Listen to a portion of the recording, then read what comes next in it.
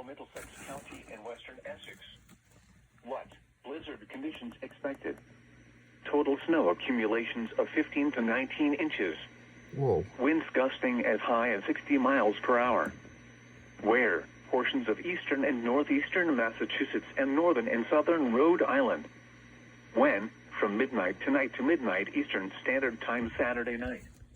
Impacts. Travel could be extremely difficult to impossible. Strong winds could cause tree damage.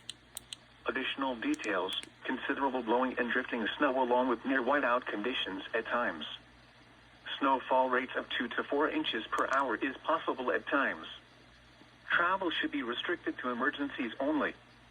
If you must travel, have a winter survival kit with you. If you get stranded, stay with your vehicle.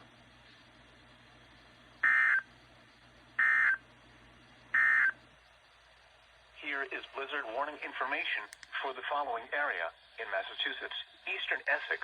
What? Blizzard conditions expected.